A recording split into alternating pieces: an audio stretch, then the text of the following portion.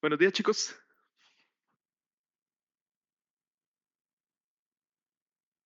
Hola, profe, buenos días. ¿Cómo Hola, van, Doc. chicos? ¿Ya listos para graduarse?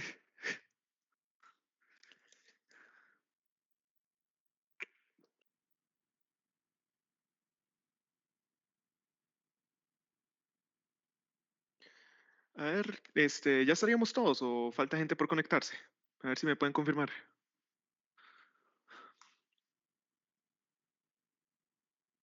Doc, yo creo que falta gente, pero mucha gente está en práctica, entonces le iba a preguntar si podíamos grabar el centro para, pues, para tenerlo ahí, para los que no pueden verlo ahora. Ok, ok, perfecto. Vamos a ver.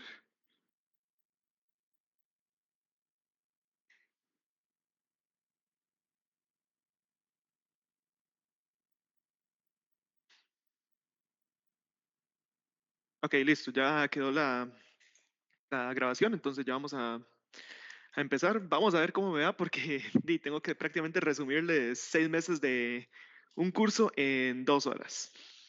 Entonces, bueno, primero, otra vez, buenos días, chicos. Primero que todo, felicidades por ya llegar a estas etapas de la carrera. Espero que la aprovechen al máximo y nada los detenga. Ya van a empezar una etapa muy bonita, ya van a toparse ya con los verdaderos retos de la vida. Entonces, porfa, siempre hagan todo con excelencia y de la mejor forma. Ok, vamos a empezar con el centro de industria. Vamos a intentar abarcar todo lo que es la parte de laboratorio y teoría, a nivel de pruebas de grado. No vamos a abundar tanto en general, en partes muy específicas, porque honestamente las preguntas que yo hice son muy tiradas a lo general. Entonces, no vamos a abarcar tanto en partes específicas, partes de cálculos o cosas por así del estilo. Igual también yo lo pensé dado en ustedes, que solo les di 2 clases, no sé qué tal fueron las clases del doctor Chacón o las de la doctora Fabiola, como para darles muy directo. Entonces, vamos a ir empezando, chicos, cualquier duda. Nada más me interrumpen o si voy muy rápido también, me dicen, Doc, va muy rápido, porfa, si puede volver a bajarle la velocidad o si no entienden algo, si dicen, Doc, ocupo que vuelva a explicar eso, yo con todo gusto, les aclaro. Entonces, empezando, recuerden, vamos a estar en la industria de dispositivos médicos e industria farmacéutica. Entonces, vamos a trabajar con dos tipos de productos. Vamos a trabajar con los productos estériles y los no estériles. Entonces, según las características de esto, van a venir las pruebas que les tengamos que hacer. Entonces, empecemos hablando un poco de esas pruebas. Una prueba que nos compete a nosotros, más no es parte de el análisis al producto en sí, es la prueba de promoción de crecimiento. ¿Qué se va a hacer en esta prueba? Bueno, vamos a ver el medio que vamos a usar y lo vamos a enfrentar con un microorganismo. ¿Para qué? Esperamos recuperar una cantidad muy similar a lo que nosotros inoculamos. Lo que dice la USP es que se espera una inoculación, bueno, una recuperación entre el 130% y el 70%. Más de ese 130% significa que estaría contaminado con algo y menos de ese 70% significa que el medio está presentando alguna inhibición, por lo tanto no se está recuperando correctamente el microorganismo y se tendría que hacer una reformulación o un cambio de medio, ya que nos podría generar un falso negativo al no estar recuperando la cantidad de microorganismos que uno estuviera esperando. Entonces, lo primero es tener claro eso. La prueba de promoción de crecimiento nunca va a ser una prueba que se le tiene que realizar en base al producto, es solamente para probar el medio. Y ahora sí, con eso claro, empezamos con las pruebas que se le hacen a los productos. Tenemos después la prueba de aptitud del método. La prueba de aptitud del método es una prueba que nosotros queremos ver si en la metodología que estamos utilizando o nuestro producto presenta alguna inhibición que impida la recuperación de microorganismos. Entonces, ¿qué vamos a hacer en esta prueba? Igual, vamos a hacer como si le estuviéramos haciendo un análisis completo al producto, cualquiera que sea la prueba.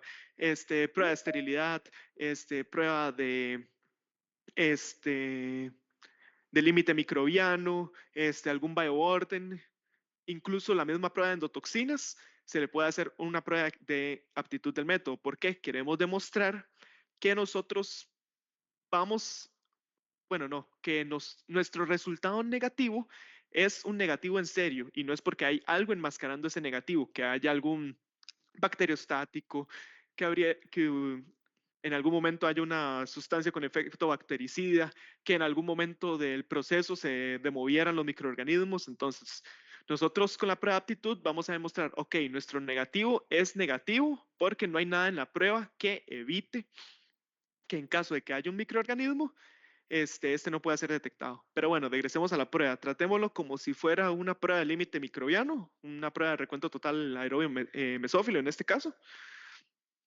Nosotros vamos a inocular el producto con una concentración que nos permita recuperar al final una concentración cercana a un 10 a la 2, un alrededor de 100 UFCs. Vamos a tener también un blanco, donde vamos a montar ese 10 a la 2 UFCs, y la relación de estos dos, donde arriba sea el producto en blanco, o sea, solo, digamos, agua destilada estéril con el microorganismo, entre el producto, que en este caso va a ser, digamos, dígase un jarabe, dígase algunas gotas oftálmicas o cualquiera de esos, tenga una relación menor a 2. Si es mayor a 2, significa que en alguna parte del método hay una inhibición de los microorganismos. Eso nos indicaría que no estábamos recuperando lo correcto y nos podría dar la prueba falsos negativos. Entonces, listo con la prueba de aptitud.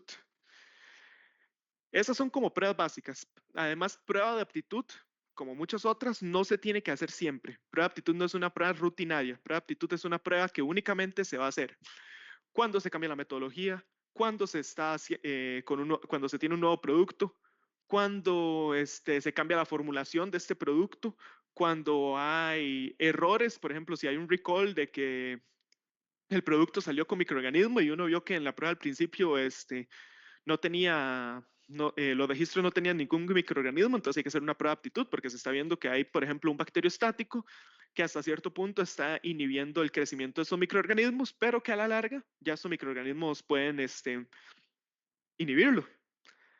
Ya pueden crecer de manera y pueden causarle algún daño a lo que sería el cliente final, que sería alguna persona. Después, bueno, ya empezaríamos a pruebas que no es a producto, pero empezamos con lo que son las prácticas de esterilidad. Lo primero que vamos a tener son los cuartos estériles o los cuartos limpios. Recuerden que estos van a tener una clasificación dada por la ISO o por las buenas prácticas de la GMP, que son las buenas prácticas de manufactura europeas. Recuerden que va de menor a mayor, o sea, mientras sea un ISO más alto, que en este caso sería un 9, es el menos limpio y conforme baja, es el más limpio.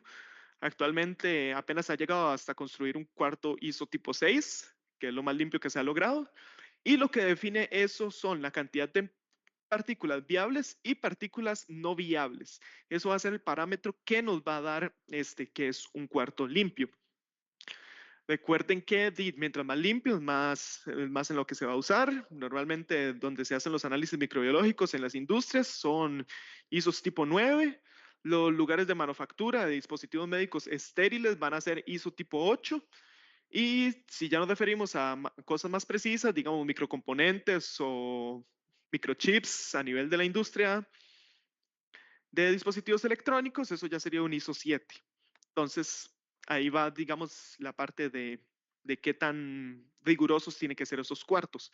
Más que todo porque ya después del ISO 8 lo que vamos a ver va a ser únicamente partículas no viables. Entonces, ya ahí son partículas mucho más pequeñas que no van a tener microorganismos, por lo tanto ya son cosas exageradamente pequeñas que lo que van a afectar es a nivel de cortocircuitos u otras cosas que en nuestro caso ya no nos competen. A nosotros prácticamente del ISO 8 y el ISO 9, porque ahí sí se hace análisis de microorganismos viables. ¿Cómo se hacen estos análisis? Bueno, vamos a tener dos tipos de muestreos, los muestreos activos y los muestreos pasivos. Los muestreos pasivos, no sé si se recuerdan, era cuando nosotros llegábamos, dejábamos una placa abierta, tanto agar trípticas soya y agar sauró, alrededor de 1 hora en el laboratorio. Lo que dice la USP es que tiene que ser al menos 2 horas y después las íbamos a incubar. Igual, recordar ATS a 35 grados Celsius por 2 días, 2 a 3 días, y agar sauró a 25 grados Celsius o temperatura estándar por 1 semana. Y después teníamos el muestreo activo, que lo que usábamos era un método de sedimentación. Bueno, importante. Cuando hablamos de muestreo pasivo, entonces lo que vamos a detectar va a ser UFCs entre la cantidad de horas que dejamos abierto el producto. Bueno, regresando al muestreo activo, el muestreo activo lo que estábamos utilizando era un sedimentador que lo que hacía era absorber el aire y que este cayera, lo sedimentara o lo impactara hasta cierto punto en el agar. Entonces, de esta forma se lograba una mayor recolección de todos los microorganismos que estuvieran en el ambiente y no solo los que pudieran caer de forma accidental en el agar a la hora de hacer un método pasivo. A la hora de portarlo nos va a dar UFCs por metro cúbico. Entonces, prácticamente lo que pide la USP, bueno, no la USP, lo que pide la ISO es que hayan X cantidad de microorganismos por metro cúbico. O sea, lo que va a absorber eso es alrededor de 1 litro de aire y todo lo que vaya en ese aire lo va a sedimentar en nuestras placas. Después, con otras cosas que hay que hacer en cuartos limpios, van a ser todo lo que son los muestreos de superficies. Vamos a trabajar, ver en qué áreas se está impactando, digamos, los aires acondicionados, porque estos pueden crear biofilms en ellos y contaminar tanto producto como pruebas dando falsos positivos. Vamos a ver cómo están las superficies, vamos a ver cómo están los operadores. Recuerden que los operadores son la mayor fuente de contaminación a nivel de industria. La segunda sería el agua. Y vamos a examinar todos los lugares en los que pueda pasar el producto y de manera incidente pueda contaminarse. Eso vamos a hacerlo por diferentes medios. Podemos utilizar la placa RODAC, que nos va a dar UFCs por 25 centímetros cuadrados. Podemos usar la técnica de, bueno, y recordar que en placas RODAX principalmente se va a utilizar en superficies lisas, no se puede utilizar en superficies irregulares. Vamos a utilizar la técnica de hisopado. Con el hisopado podemos detectar microorganismos presentes en las superficies irregulares. Podemos usar una plantilla. Si usamos la plantilla, se deporta en UFCs por 30 centímetros cuadrados, mientras que si hacemos una superficie irregular sin necesidad de la plantilla, lo deportamos como UFCs entre superficie. Igual en personas utilizamos UFC por mano y en personas es muy importante hacer tanto ATS como agar McConkey. De esta forma podemos demostrar que, bueno, si las bacterias presentes en la persona son parte de la microbiota de ella o si son bacterias tipo coliformes que puedan a la larga causar una contaminación en el producto terminado. Otra cosa que se me olvidó mencionarles, chicos, recuerden cómo funcionan los cuartos limpios. Uno pasa del cuarto más limpio al menos limpio. Entonces, por ejemplo, si yo tuviera un cuarto limpio, ISO tipo 6, ISO tipo 7, ISO tipo 8, el flujo de trabajo debería ser, se empieza en el 6, se pasa al 7 y después al 8. No puede haber regreso, jamás. Solo puede ir en una dirección y si uno ocupa devolverse al ISO tipo 6, tiene que salir completamente y volver a entrar, pasar todo el proceso de descontaminación y solo de esa forma puede entrar. Recuerden que los cuartos van a tener igual su presión. Entonces, mientras el cuarto esté más limpio, va a tener una mayor presión. ¿Por qué? Porque cuando se abran las puertas, ese aire se lo tiene que llevar al cuarto menos limpio. No puede haber una presión negativa que absorba el aire, porque si pasa eso, bueno, de un cuarto que está menos controlado, o sea, menos limpio, va a arrastrar partículas, puede arrastrar microorganismos y puede arrastrar otros materiales que puedan llegar a contaminar ese cuarto que ocupamos que esté más limpio. Ok, chicos, ¿cómo vamos hasta ahora? ¿Alguna duda? ¿Todo bien? No, todo bien. Ok, continuamos entonces. Entonces, ya hablamos de todo lo que son los ambientes estériles, los que son los cuartos limpios. Entonces, ahora vamos a empezar a hablar de producto estéril. La primera prueba que se le debería realizar a un producto estéril es antes de que sea estéril. ¿Y cuál es esa prueba? Sería el bioorden o la carga microbiana. ¿Por qué queremos esta prueba? Bueno, esta es una prueba que nos va a dar la cantidad de microorganismos y la caracterización de esos microorganismos. Nos va a dar esos dos datos. que van a ser muy importantes antes del proceso de esterilización. Entonces, en un bioburden se puede recordar que se puede hacer por dos métodos, por el método de inoculación o el método exhaustivo. Esto va a depender del tipo de producto que se esté manejando. Por ejemplo, el método de inoculación se va a manejar en productos que uno sepa desde antes que son completamente estériles. Por ejemplo, un suero fisiológico. Un suero fisiológico por los procesos de agua, ya se sabe que el agua desde antes viene completamente estéril, nada más se le agregan los electrolitos y las sales y ya se estaría listo para su uso. Entonces ya se sabe desde antes que tiene una carga microbiana exageradamente baja. O el método exhaustivo, que digamos ya trabajamos con productos que tal vez requieran un poco más de manipulación o en algún momento de su fabricación no requieran estar estériles, entonces esos se usan por método exhaustivo. Entonces, en el método de inoculación vamos a utilizar igual una cantidad de microorganismos cercana a un 10 a la 2, que sean cercanos a 100 UFCs. Las vamos a inocular en ese producto y vamos a ver cuánto va a ser la recuperación de estos. De esta forma podemos ver cuántos microorganismos se logran perder en estos lavados, porque bueno, con una concentración correcta y solo en este caso es un lavado porque es por método de inoculación, vemos cuántos se recuperan y de esa forma sacamos el factor de corrección. Esto únicamente se hace en la validación del producto, o sea, con producto nuevo o que se haya cambiado alguna parte del método. Entonces, hacemos los lavados, recuperamos, vemos cuánto es nuestro factor de corrección y ya con eso podemos decir, ok, por cada lavado perdemos X cantidad de microorganismos. Entonces, nosotros podemos, con los siguientes productos, ya no hay que hacerlos inoculados, sino nada más los pasamos, normalmente lo que se usa es un filtro, haciéndole lavados. Y en esa recuperación, digamos que nos crecieron 2 UFCs, digamos, en un buen caso. Con el factor de corrección sabemos que, no, es que el factor de corrección es de 1,25, entonces esos 2 UFC los multiplicaríamos por ese 1,25 y ya tendríamos cuánto es la cantidad real de microorganismos que tenía ese producto en ese momento. Con el método exhaustivo es, como les explicaba, con productos que no necesariamente tienen que estar estériles. A estos se les van a realizar múltiples lavados, se le hacen lavados hasta que ya en las placas no nos crezca colonias. Entonces, de esa forma sabemos, ok, este producto naturalmente tiene, digamos, unas 130 UFCs, tiene 140. Digamos que en el primer lavado logramos recuperar 50 UFCs, en el segundo lavado unas 20, en el tercer lavado unas 10, en el cuarto lavado unas 4, en el quinto lavado 1 y en el sexto lavado 0. Entonces vimos, ok, con 5 lavados ya logramos sacarle todas las UFCs, o sea, todos los microorganismos presentes a ese producto. Entonces ya ahí igual vemos igual cuál es el factor. Yo no les voy a preguntar nada de cálculos, nada más que sepan bien todos los métodos que se les hace. En este caso bueno, se les extrae todos los microorganismos e igual sacamos nuestro factor de corrección. Y ya con eso sabemos, bueno, este producto se le tienen que hacer 5 lavados y va a tener un factor de corrección de tanto. Igual, como les dije, el factor de corrección únicamente se saca en la validación del producto. No se saca en cada corrida del producto.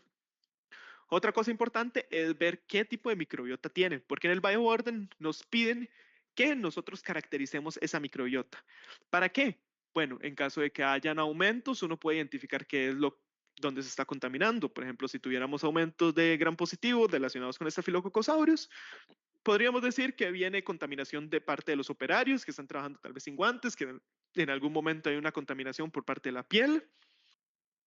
Si vemos bacilos gram negativos, identificar que no sean coliformes, porque si no significa que hay un problema a nivel de agua. Recuerden que en agua pueden aparecer todo lo que son coliformes, o en este caso podría ser unas pseudomonas, que es muy característico que presente biofilms a nivel de las plantas de tratamiento de agua. Bueno, y coliformes totales sería una alerta muy grave porque significa que alguno de los operarios está teniendo también problemas, deficiencias a la hora de realizar su sanitización, por lo tanto está contaminando el producto y son coliformes totales. Esto no puede ir en algún producto de tipo estéril, o sea, le generaría un daño gravísimo a la persona. Digamos, a lo que sería al paciente final. Imagínense en que sea una válvula cardíaca que presente coliforme de algún microorganismo del grupo coliformes, se le pone ese trasplante de válvula y ya hay una bacteria, dígase, puede ser una Klebsiella, una coli, un, este, o cualquiera de esas, ya directamente en corazón puede producir una endocarditis fulminante. Entonces, por eso es importante verlos. También no solo se hacen de, bueno, y muy importante en el caso de la presencia de bacilos gram positivos, porque los bacilos gram positivos son los que vamos a ver que tienen mucha más resistencia a los métodos de esterilización. Entonces, la presencia de uno de esos, además de que uno encuentre el bacilo gram positivo, tiene que caracterizarlo, porque normalmente los bacilos gram positivos son los más resistentes a todos los métodos de esterilización, dígase calor seco, calor húmedo, óxido de etileno, radiación no. Entonces es importante ver si están estos. Por último, también van a estar los hongos. Los hongos también van a tener ciertos niveles de resistencia y la presencia de esto nos va a decir que hay contaminación por parte del ambiente, ya que estos se van a dispersar por esporas, podría ser en alguno de los aires, podría ser que, que alguno de los operarios los traiga pegados en la gabacha, en los zapatos, en su pantalón de trabajo, que esté contaminando la zona.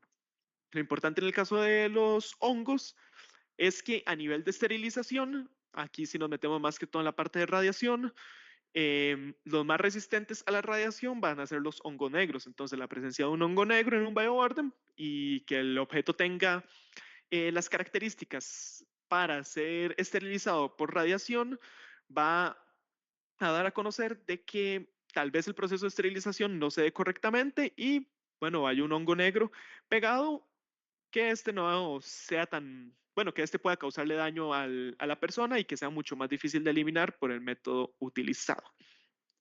Entonces, eso es lo principal por la parte de bioorden. Ya una vez hecho el bioorden, entonces ya sabemos cuánto es la carga microbiana de nuestro proceso, ya sabemos cuánto es, bueno, qué microorganismos tenemos presentes y ahora ya podemos esterilizarlo. Recuerden que a nivel de industria bueno, principalmente vamos a tener 4 tipos de esterilización: calor seco, calor húmedo, radiación por rayos gamma y radiación por I-beam. También tenemos otros procesos que se podrían usar, como la radiación por rayos X o la de plasma inducida por peróxido de hidrógeno. Recordar aspectos básicos. En calor seco es un proceso largo, se llega a temperaturas altas. Una de las ventajas es que es el único proceso que podemos usar para conseguir materiales despirogenizados, o sea, que no tengan presencia de endotoxinas. No se puede usar cualquier tipo de material, solo se puede utilizar material resistente al calor, que no sea de plástico, porque el plástico puede llegar a deformarse en caso de la presencia de calor. Bueno, como les dije, son procesos muy largos. Y lo que se usa es la conocida estufa para reducir la cantidad de microorganismos. Vamos a tener que en estos casos lo que se va a dar es una deshidratación del microorganismo y por ende se va a dar una fusión y licuefacción de lo que vienen siendo las membranas. Después de esto tenemos el calor húmedo. El calor húmedo es lo que se le conoce como el autoclave. Perdón, chicos. Ok, el autoclave, entonces, por medio de agua, que ese es uno de los parámetros importantes, se va a buscar una atmósfera cargada de humedad para que de esta forma se pueda transmitir el calor hacia el producto. Entonces, de esta forma vamos a lograr que, bueno, se esterilice el producto. Perdón. Listo. Ok, listo. Que se logre una esterilización del producto. En estos casos sí ya podemos utilizar todo lo que viene siendo plástico. El plástico, bueno, igual tampoco es un plástico que sea ¿cómo es? Tan resistente, tan maleable al calor, porque igual no se pueden usar temperaturas muy altas. Se empiezan a usar lo que son las telas quirúrgicas. Todas las telas quirúrgicas se esterilizan por estos métodos. Y Y bueno, básicamente eso. El método de acción que va a tener la prueba de esterilidad es utilizando la misma agua. La agua lo que va a permitir es que, bueno, aumente la porosidad en caso de que esté empaquetado y si no, va a lograr entrar, causando una desnaturalización de proteínas y una disfunción celular por el deformamiento de las membranas. Además, va a destruir enzimas que van a facilitar funciones vitales y va a haber ruptura de enlaces no covalentes, además de reducir la viscosidad de los lípidos. Entonces, ahí vemos un poco de las diferencias que va a tener el calor húmedo con el calor seco. Además, bueno, y las ventajas, dura menos tiempo que el calor seco. No llega a espirogenizar, entonces ahí tenemos la parte importante porque siempre tenemos que tener calor seco. Y bueno, aquí hay que cuidar diferentes factores como lo son el tiempo, la temperatura y el agua. En el caso del calor seco, solo es la temperatura y el tiempo. El agua es mejor, como les estaba diciendo, el agua es mejor conductor del calor. En caso de calor seco es puramente aire. El aire no es buen conductor de calor, por eso es que se ocupan ciclos mucho más largos. Continuamos con óxido de etileno. Óxido de etileno es el método de esterilización de elección para lo que son los dispositivos médicos. Se va a basar en un gas que es teratogénico, o sea que puede producir cáncer, entonces tiene sus ciertos cuidados. Se basa en la reacción de alquilación, la cual utiliza agua y la molécula de etileno para penetrar a nivel de membrana. Lo que va a hacer es que los hidrógenos de la estructura van a reaccionar con el agua, y estos van a reaccionar con los átomos de la célula, generando la reacción de alquilación, y va a provocar lisis de la membrana, destrucción de las proteínas, ácidos proteicos, e impide que la célula se reproduzca bien. Una ventaja que va a tener el óxido de etileno comparado con los otros dos es que se van a utilizar temperaturas muy bajas. Lo máximo de temperatura que normalmente llega a un esterilizador por óxido de etileno son entre los 80 y los 70 grados. Entonces vemos que utilizan temperaturas mucho menores. Pese a estar usando un gas que puede producir a la larga lo que viene siendo cáncer, pero da más ventajas a la hora de esterilizar. Entonces, los parámetros a regular a nivel de van a ser igual: temperatura, tiempo, humedad, porque como les estaba explicando, la reacción de alquilación requiere de agua para poder darse. Y también, por supuesto, la concentración de gas de óxido de etileno. Dependiendo de cómo sea el producto, puede que tenga o no una alta densidad, y si tiene una alta densidad va a necesitar mayor penetración de Otro punto importante a nivel de óxido de etileno es que al final del proceso se tiene que dar un proceso de aireación. ¿Por qué se tiene que dar ese proceso de aireación? Porque se tiene que quitar todo el óxido de etileno que haya quedado en el ambiente, en el empaque o incluso dentro del producto, porque ya ese es óxido de etileno residual. Ya ese no nos sirve. Entonces, ese se tiene que retirar por completo para que ya se diga que es un producto estéril y que no contiene nada toxigénico que pueda causarle alguna reacción mayor a la persona. Entonces, ¿qué vamos a esterilizar aquí? Bueno, como es el de mayor elección, uno va a esterilizar catéteres, va a esterilizar válvulas cardíacas, va a esterilizar marcapasos por radiación. Bueno, muchos objetos de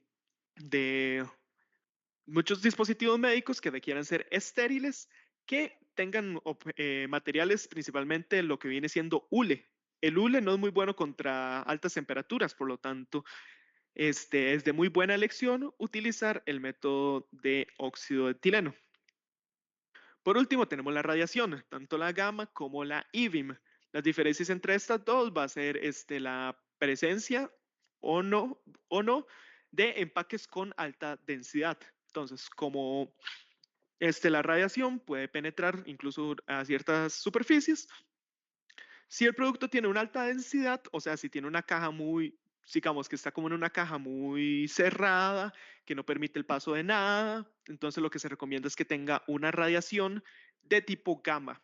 La radiación de tipo gamma no le importa qué tipo de material tenga al frente, esta siempre va a lograr penetrar. La Desventajas de la radiación gamma es que esta, bueno, utiliza iones de cobalto radiactivo, que estos se van gastando conforme el tiempo, entonces siempre hay que irlos cambiando. Después, bueno, estos a cierto punto ya dejan de perder la potencia y se tienen que desechar, entonces el daño ambiental que producen. Y después la radiación gamma no es como que uno le pueda decir, es que yo quiero que esterilice directamente este punto, no. La radiación gamma a veces tiende a desviarse aleatoriamente. Entonces hay que usar siempre dosímetros en las corridas para ver que se haya llegado a la dosis correcta de radiación en el producto y de esta forma asegurar que se da una correcta esterilización. Además, las corridas son muy largas, como tienen que pasar por varios ciclos de que, bueno, primero el producto así, después de lado, después por atrás, son tiempos de corrida muy largos para asegurar la esterilización. Del otro lado tenemos el haz de electrones o el e-beam. Este nos permite esterilizar productos que no tengan una alta densidad. Igual, que no sean necesariamente, bueno, que sean más bien lábiles al calor. Entonces, lo que tiene el e-beam es que como son en este caso rayos de electrones, estos van a poder penetrar ciertos materiales. Hay algunos materiales que no permiten su penetración, pero va a ser mucho más rápido que la radiación gamma. Igual es dependiente de los densitómetros porque hay que comprobar que en todo momento se logre la dosis correcta de radiación para asegurar su esterilización. Dura menos tiempo que la esterilización por radiación gamma y por supuesto va a generar menos desechos ambientales. La única desventaja es que no puede esterilizar productos que tengan una densidad muy alta. O sea, que tanto su empaque como la misma naturaleza de no tenga una densidad alta que evite que los electrones no puedan entrar directamente y en su totalidad al producto. Igual, tiene que contar con bueno, a este se le tiene que chequear por medio de sus controles que se haya logrado una correcta esterilización. Para terminar ya casi la parte de producto estéril, vamos a hablar de las endotoxinas. Recordar que las endotoxinas son producto de la lisis o el recambio de la membrana de los gram negativos únicamente. Entonces, solo los gram negativos van a ser capaces de producir esta endotoxina. El problema de esta es que es un pirógeno. Recordemos que un pirógeno es cualquier sustancia que logre aumentar la temperatura corporal entre un 0,5 a 1 grado Celsius. Recordemos, es sustancia. Entonces, cualquier objeto que pueda cumplir con estas condiciones se puede considerar un pirógeno. Todas las endotoxinas son pirógenos, pero no todos los pirógenos son endotoxinas. Entonces, ya regresando a la parte de las endotoxinas, recordemos que entonces proviene de los gram negativos al ser lisados o al cambiar su membrana. Estas pueden permanecer en el ambiente, son resistentes y en el ser humano pueden provocar fiebres, shocks sépticos y hasta la muerte. Entonces es algo que hay que cuidarse. Por lo tanto, se utiliza principalmente en producto estéril inyectable o que tenga que estar dentro del cuerpo. Porque digamos, si fuera a nivel de piel, un parche intradérmico no causaría ninguna reacción. Si fuera algo comestible no causa o bebible, no causa ninguna reacción, porque esa no es la zona donde afecta la endotoxina, no. Tiene que ser directamente a nivel interno. Entonces, esa es una parte muy importante de recordar. Ok, hay varias formas de hacer análisis de estos. Podemos usar la que nosotros utilizamos a nivel de la universidad, que fue el HealthClot con activo del AL. Recordar que esos son amebocitos del cangrejo de Villa o el Horseshoe Crab.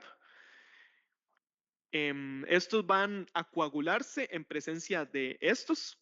Entonces eso es lo que nos daría una reacción positiva. Acuérdense que esta prueba siempre se tiene que realizar una curva de calibración para ver si el estándar está correcto, donde se realiza una prueba con lisado en este caso, lo que normalmente se usa es Escherichia coli. Ahorita no me acuerdo cuál es la cepa que se usa, pero se usa un lisado con Escherichia coli para llegar a lo que es el lambda. Recordar que el lambda es la concentración de endotoxinas que va a hacer coagular este medio. Entonces, recordemos que la curva de calibración se hace con 2 lambda, un lambda, medio lambda, un cuarto de lambda, control negativo y el spike. ¿Cómo tiene que dar cada uno? Bueno, el 2 lambda y el 1 lambda siempre tienen que dar positivos. Medio lambda puede dar positivo, puede dar negativo. Un cuarto de lambda siempre tiene que dar negativo. Control negativo tiene que dar negativo. Y el spike siempre tiene que dar negativo. Entonces vamos viendo cada uno de estos. El 2 lambda, y sí, es el doble concentración de lambda, entonces por ende siempre tiene que dar negativo. El lambda es la concentración mínima que debería detectar la prueba, por lo tanto tiene que dar positivo también. Un cuarto de lambda y control negativo tienen que dar negativo. En el caso de un cuarto de lambda ya es una concentración exageradamente pequeña que está comprobado que no va, que aunque esté presente no va a dar reacción a la persona. Y el control negativo, claro, lo que se está usando es agua libre de pirógenos, no puede dar un resultado positivo. Y el spike tiene que dar positivo. El spike siempre va a ser 2 lambda más el producto que se está evaluando más el reactivo del AL. Entonces es una forma de realizar una prueba de aptitud a este producto. Porque entonces le estamos agregando 2 lambda, o sea, una concentración conocida que debería darnos positivo, más el producto. Entonces, de esta forma podemos ver si el producto no tiene algún paso inhibitorio que esté enmascarando esa endotoxina. O que, digamos, podría estar afectando los amebocitos, haciendo que den una reacción negativa. Entonces, todas esas partes son las que tienen que dar positiva. Ya después la muestra, si da positiva o negativa, ya depende de qué proceso se le haya hecho. Y en caso de que es de positiva, se le tienen que hacer diluciones hasta encontrar cuál es la dilución para ver cuál es la cantidad de endotoxinas presente en este producto. Recordar los cuidados que hay que tener, como les estaba explicando, se tiene que usar todos los equipos, los cristalería, se tiene que ser despirogenizado, o sea, pasado por un proceso de calor seco, para eliminar todas las endotoxinas que puedan darnos resultados falsos positivos. Se tiene que trabajar ojalá en una cámara de flujo laminar para evitar en caso de que haya alguna partícula ambiental que pueda causarnos una prueba positiva. Y por supuesto verificar la concentración del estándar bueno, el patrón estándar de lambda que hemos usado. Ya vimos, comprobamos que, digamos, lo que nos pasó, bueno, lo que les pasó a ustedes, aún yo no había llegado, era que el patrón de concentración lambda no se había hecho con la concentración correcta y por eso les dieron esos resultados a ustedes. Entonces, siempre que se abre un nuevo producto hay que verificar cuál es su concentración, cuál debería ser la dilución que se le debería realizar y todo eso para poder llegarle a un resultado certero. Ok, y ya para terminar con la parte de producto estéril, tenemos solo que es el Mediafil. El Mediafil más que todo es un análisis donde se analiza todas las partes en este caso, más que todo va a ser en la industria farmacéutica, donde se pasa medio por todo lo que son las plantas de distribución y vamos a depositarlo, vamos a pasar ese medio por todo el canalículo, vamos a analizarlo en diferentes partes y ver si en algunas de estas partes hay contaminación. Entonces, si detectamos que al principio hay contaminación, pero sabemos que al final se hace un proceso de esterilización, bueno, esa contaminación tal vez no sea tan relevante. Pero si vemos que al final digamos, ya cuando se está haciendo un envasado aséptico, hay contaminación, bueno, ahí vemos que esa sí es una fuente grave, ya que esto nos podría estar generando conteos muy elevados, ya que ya está prácticamente el producto terminado. Otra prueba que falta mencionar a nivel de producto estéril, tenemos la prueba de esterilidad.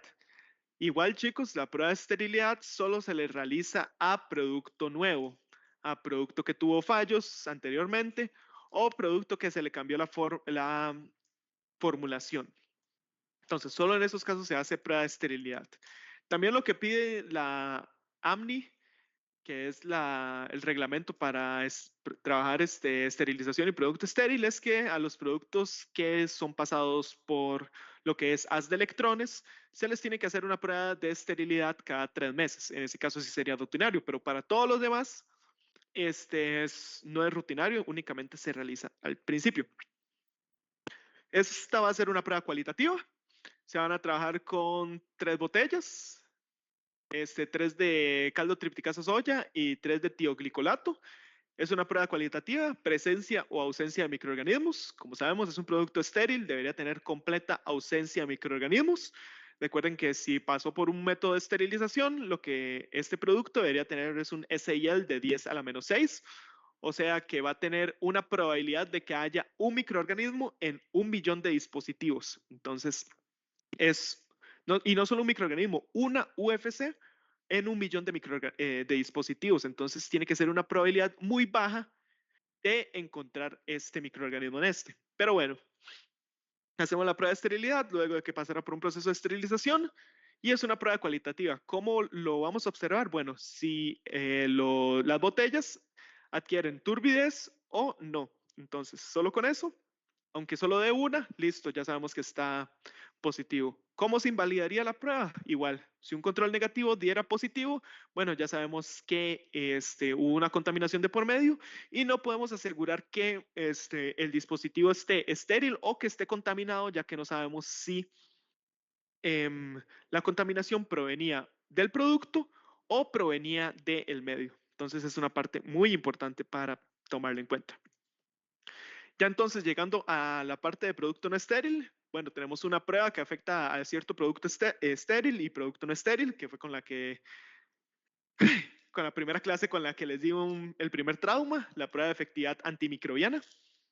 Entonces, en la prueba de efectividad antimicrobiana, lo que vamos a tener es que vamos a evaluar el preservante. Entonces, a mí me gusta decir que la prueba de efectividad antimicrobiana es el antagonista de la prueba de aptitud, porque en la prueba de aptitud queremos demostrar que no hay preservantes o bacteriostáticos o bactericidas que impidan la recuperación de microorganismos. En este caso, más bien, ocupamos saber si está presente y qué tanta acción está teniendo. Entonces, ¿a qué producto se le hace?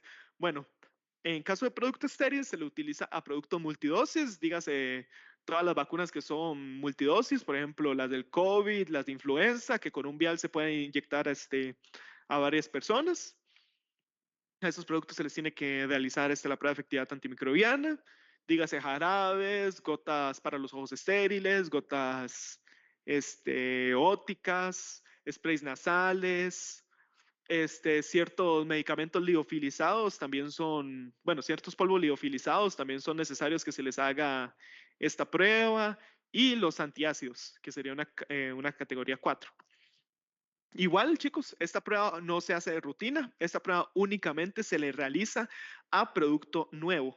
O sea, a producto nuevo, a producto que se le cambió su formulación, más en estos casos, porque hay que comprobar que en este caso ese cambio de formulación no esté afectando el preservante presente en el producto y que igual que no esté afectando su producto activo, o que en algún caso hayan fallos con el producto, que se presentan recalls, entonces hay que hacer todos los análisis de nuevo. Recuerden, chicos, que en estos casos se va a tratar, son pruebas muy largas, es una prueba que dura alrededor de 4 meses. Si es un producto categoría 1, se tiene que analizar a los 7, 14 y 28 días. Si es un producto categoría 2, 3 o 4, se analiza a los 14 días y a los 28 días. Y ahí no les voy a pedir toda la tabla con la que había que analizarlo, ¿no? Nada más que entiendan bien la prueba. Recordad, chicos, que a muchos pasó eso, que a algunos no les creció desde día 7 ni a lo largo de los días. Entonces ahí se genera una invalidez de la prueba, porque entonces uno no puede relacionarlo. Recuerden que lo que uno analizaba eran las reducciones logarítmicas. Conforme el día 0, el día 7, el día 14, entonces si a uno no le creció nada en el día 1, digo, en el día 0, significa dos cosas: o que no se realizó un inóculo correcto, o que hay algún otro material de fondo que esté inhibiendo estos microorganismos. Entonces hay que hacer esos análisis. Entonces, sin esto no se puede validar la prueba, porque como no tenemos un crecimiento inicial, no podemos asegurar si se está dando una reducción logarítmica, que es lo que estamos viendo en esta prueba. En esta prueba estamos analizando si el preservante logra generar una reducción logarítmica conforme a lo que pide la USP, para ver si aprueba o no. O sea, si ese preservante es útil.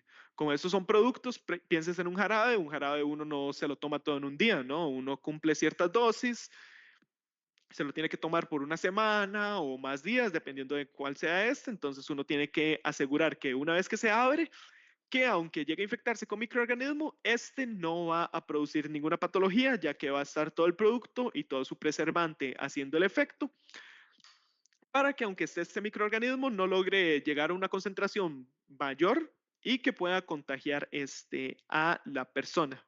Entonces, eso son cosas muy importantes. Entonces, sí, muy importante, chicos, que a la hora de realizar esta prueba, siempre al día cero tiene que haber crecimiento, porque es la única forma en la que podemos asegurar que nuestro jarabe o lo que sea, nuestro producto que tenga preservante, está haciendo su efecto antimicrobiano o bacteriostático y evitando que este microorganismo pueda crecer. Después seguimos igual con producto no estéril, ahora ya sin meramente, vamos a tener las pruebas de límite microbiano. Cuando se habla del límite microbiano, hablamos de las dos pruebas como juntas, tanto recuento total aerobio mesófilo como recuento de hongos y recuento total de hongos y levaduras. Entonces, no cuenta como una prueba por aparte, no son igual. Ambas son pruebas de límite microbiano. Entonces, en productos no estériles, como ya se sabe que no pasan por procesos de esterilización, no es que no se pida que no tengan microorganismos, pero se pide que tengan pocos de estos y dependiendo del microorganismo que esté presente. Entonces, en esas pruebas solo vamos a evaluar la calidad, o sea, cuántos microorganismos están presentes. La mayoría de productos a nivel de bacterias piden que tengan menos de 1000 bacterias y menos de 100 hongos. Eso es lo que se pide normalmente. Y ya después vamos a hacer las pruebas de organismos específicos. ¿Qué vamos a analizar? Bueno, vamos a buscar bacilos gram negativos, bilis tolerantes. Vamos a tener Escherichia coli, vamos a tener Staphylococcus aureus, vamos a tener Clostridium y vamos a tener Pseudomonas y vamos a tener Candida. Esos van a ser los microorganismos que se van a evaluar. Ah, bueno, se me olvidó comentarles que en la prueba de efectividad antimicrobiana, recordar que vamos a evaluar los microorganismos Escherichia coli, Staphylococcus aureus, Pseudomonas aeruginosa, Candida albicans y algunas Aspergillus del complejo Nigri, que en este caso normalmente lo que se usa por ATCC va a ser Aspergillus brasiliensis. Bueno, y ahora sí, regresando a producto estéril, se van a analizar estos microorganismos. No todos los productos se les tienen que hacer todos esos productos, digamos, productos tópicos, usted no va a buscar hacerles, digamos, un Clostridium, porque un Clostridium no va a afectar a nivel de dermis, no va a afectar a nivel aerobio. Usted a nivel de productos ingeribles no va a hacerles Staphylococcus aureus porque no va a estar generando patologías a nivel gastrointestinal, ya que incluso en las condiciones de industria el Staphylococcus aureus no va a lograr generar la toxina. A nivel de oídos, a nivel de ojos, va a ser muy importante que los productos en este caso sí tengan ausencia total de Pseudomonas aeruginosa y entonces, no todos los productos hay que hacerles todos los microorganismos. Eso varía del producto que tengamos presente. ¿Y qué más? Bueno, y capa ya lo están viendo ahorita en cómo es en calidad. Entonces, chicos, yo creo que aquí cubrimos todo. No sé si tendrán dudas.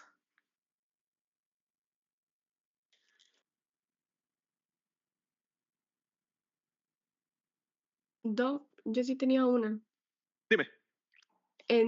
No escuché muy bien si era que los bacilos gram positivos eran resistentes a la radiación No. o no.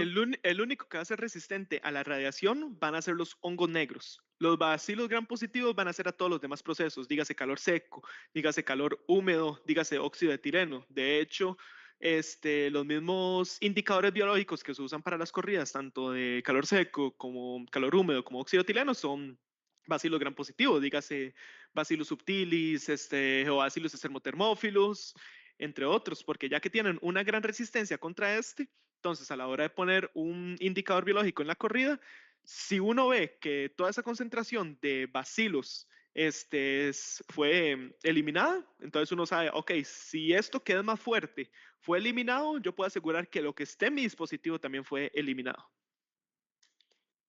Ok, ¿y cuáles son las pruebas entonces de rutina? Ok, prueba de rutina. Prácticamente a nivel de producto estéril, solo estaríamos analizando lo que dé, bueno, el bioorden, que es previo a la esterilización, endotoxinas, y prácticamente sería analizar el control biológico de la corrida, porque igual, como estaba diciendo, si el control biológico se cumple, uno sabe que se logró una esterilización correcta. El bioorden siempre es importante porque así uno va analizando si hay fuentes de contaminación. Entonces, si el bioorden empieza a aumentar, tal vez uno dice, ah, mira, es que yo no tenía la corrida de esterilización para esta cantidad de microorganismos, tal vez no se me esté dando. O mira, estoy teniendo una contaminación por gram negativos, estoy teniendo una contaminación por gram positivos, entonces esas son las que serían a nivel de este producto estéril. A nivel de producto no estéril, igual se hace prueba de límite microbiano y ausencia de microorganismos. Perfecto, gracias. Ok, chicos, ¿alguno más con dudas? Doctor, ¿usted me podría explicar otra vez en la parte de bioorden, en la inoculación, cuando explicó cómo sacarlo del factor de corrección? Ok, el Gracias. factor de corrección más que todo es que entiendan cómo funcionan. Entonces, para el método de inoculación, yo sé que el producto con el que estoy tratando no tiene una cantidad tan alta de microorganismos, entonces yo le inoculo una concentración alrededor de 10 a la 2 para poder recuperar 100 microorganismos. ¿Qué va a pasar? Que siempre en todos los métodos que uno escoja, siempre va a haber pérdida de microorganismos. Por lo tanto, uno tiene que saber, ok, si yo tengo ese producto que tiene 100 microorganismos, los paso, digamos, en este caso, aprovechando que es un suero, lo paso directamente por el método de filtración y pongo después a recuperarlo a nivel de ATS, bueno, el filtro a nivel de recuperación de ATS, yo esperaría recuperar los 100 microorganismos, pero no siempre se recuperan esos 100 microorganismos. Digamos que recuperé 75, digamos así. Entonces, ¿cómo se sacaría el método, el factor de corrección? Bueno, 100 entre 70, bueno, 75 entre, 100 entre 75 y esto nos va a dar un resultado de 1 punto algo. Ese 1 punto algo es nuestro factor de corrección. Entonces yo sé que si vuelvo a pasar otro suero, ya sin microorganismos, digamos que yo paso un suero y me dio 4 microorganismos el bioorden, 4 UFCs. Yo sé que no son 4 UFCs. ¿Por qué? Porque yo sé que en ese proceso hay una pérdida de microorganismos. ¿De cuánto es? Bueno, digamos que nos diera de 1,25 el factor de corrección, entonces 4 por 1,25 y ya de esa forma tenemos la cantidad real de microorganismos en la prueba. No sé si te quedó más claro. Sí, gracias. ¿Ok? Chicos, ¿alguno más?